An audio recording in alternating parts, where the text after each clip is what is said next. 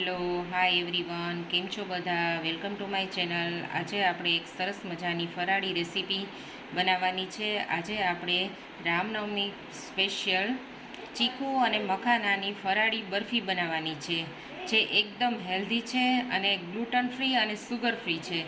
તો ચાલો આપણે જોઈએ તેની રેસીપી. તો ગાઈસ, આપણે મખાણા અને ચીકુની ફરાળી બરફી બનાવવા માટેના ઇન્ગ્રેડિયન્ટ્સ રેડી છે. અહીંયા જો મેં 1 વાટકા જેટલા મખાણા લીધા છે, પછી 3 મોટા ચીકુના કટકા કરી લીધા છે, પછી 4 થી 5 છે ને ખજૂરના કટકા કરી લીધા છે. અહીંયા ખજૂર છે ને આપણે જે કિમિયા ખજૂર આવે છે ને, પોચો ખજૂર, એનો મેં યુઝ કર્યો છે. પછી નાની વાટકી જેટલા સિંગદાણા લીધા છે અને 1 નાની વાટકી જેટલી મેં ફ્રેશ મલાઈ લીધી છે. હવે આપણે છે ને આ મખાના અને માંડવીના બી છે ને, જે સિંગદાણા, એને આપણે શેકી અને પાવડર કરી લેવાનો છે. અને આ ચીકુ અને જે ખજૂર છે ને, એ બેને ક્રશ કરી લેવાના છે આપણે. જો આપણા સિંગદાણા છે ને શેકાઈ ગયા છે. હવે આપણે મખાનાને શેકી લઈશું. આપણે બંનેને છે ને અલગ અલગ શેકવાના છે. મખાનાને છે ને એકદમ સ્લો ફ્લેમ ઉપર શેકવાના છે, નહીંતર છે ને બ્લેક થઈ જશે. એકદમ સ્લો ફ્લેમ ઉપર આને શેકવાના છે. જો આ મખાના છે ને અત્યારે આમ જુઓ, આમ આવી રીતે છે ને એ છે ને આમ એકદમ ક્રિસ્પી થઈ જવું જોઈએ, ત્યાં સુધી આપણે એને ધીમા તાપે શેકવાના છે. જો આપણા મખાણા અને સિંગદાણા બંને શેકાઈ ગયા છે. હવે આપણે આને છે ને થોડી વાર માટે ઠંડા થવા દઈશું. ત્યાં સુધીમાં છે ને આપણે ચીકુ અને ખજૂર છે ને એને આપણે ક્રશ કરી લઈશું. મેં એના એક મિક્સર જારમાં લઈ લીધા છે. જો આપણું ખજૂર અને ચીકુની આપણી જે આ પેસ્ટ છે એ તૈયાર થઈ ગઈ છે. હવે આપણે મખાના અને જે સિંગદાણા છે ને એને ક્રશ કરી લઈશું, એનો પાવડર બનાવી લઈશું. જો આપણો મખાનાનો પાવડર થઈ ગયો છે. આ પાવડર છે ને ખૂબ હેલ્ધી છે. આપણે તમે દૂધમાં નાખીને પણ પી શકો છો. હવે આપણે સિંગદાણાના ફોતરા કાઢી અને એને પણ ક્રશ કરી લઈશું. આપણે સિંગદાણાનો ભૂકો પણ થઈ ગયો છે.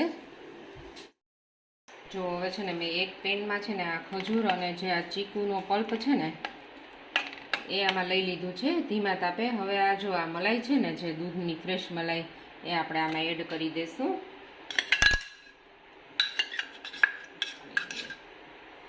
આપણે એડ કરી અને આવી રીતે આપણે એને થોડી મીડિયમ ફ્લેમ ઉપર હલાવશું.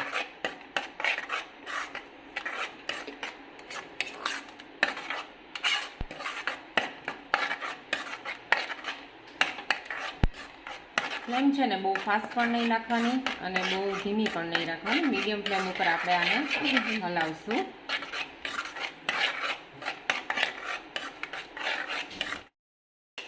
જો આ છે ને મિશ્રણ પેનને છોડી દે અને સાવ માવા જેવું થઈ જાય ને ત્યાં સુધી આપણે એને ગેસ ઉપર રાખવાનું છે અને આવી રીતે ચલાવતા રહેવાનું છે. જો ગાઈસ, આ છે ને એકદમ સુગર ફ્રી સ્વીટ છે. આમાં સુગર આવતું જ નથી, એટલે સુગરવાળા જે ડાયાબિટીસવાળા પેશન્ટ છે એ પણ આ ખાઈ શકે છે અને ગ્લુટન ફ્રી પણ છે. જુઓ, હવે છે ને આપણે આ મિશ્રણે છે ને પેનને છોડી દીધું છે અને એકદમ માવા જેવું થઈ ગયું છે અને ઘી પણ છૂટું પડવા માંડ્યું છે. હવે આ સ્ટેજ ઉપર છે ને આપણે જે પેલો સિંગદાણાનો ભૂકો છે અને મખાનાનો પાવડર છે ને એ બંને એડ કરી દઈશું. જો સિંગદાણાનો ભૂકો અને મખાનાનો પાવડર બંને મેં એડ કરી દીધું છે. હવે આપણે એને હળવે હાથે વ્યવસ્થિત મિક્સ કરી લઈશું.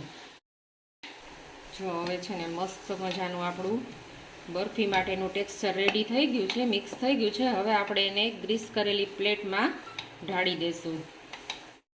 જો મેં છે ને અહીંયા બરફીના ટેક્સચરને છે ને અહીંયા પ્લેટમાં ઢાળી દીધું છે. હવે આપણને જે ડ્રાયફ્રૂટ ગમતા હોય ને એનાથી આપણે ગાર્નિશ કરી લઈશું આને.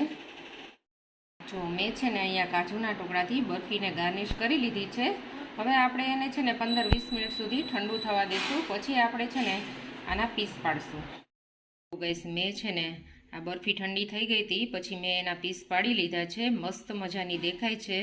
તો આપણી ચીકુ અને મખાનાની ફરાળી બરફી એકદમ રેડી છે. તો મારી રેસીપી તમને સારી લાગી હોય તો લાઈક કરજો અને શેર કરજો. અને તમે પણ આ રામનવમીના તહેવાર ઉપર આ ફરાળી બરફી અવશ્ય બનાવજો અને મારી ચેનલને સબસ્ક્રાઈબ કરજો. ફરી પાછી આપણે અવનવી રેસીપીઓ અને અવનવા સ્વાદ સાથે મળશું. Thank you for watching.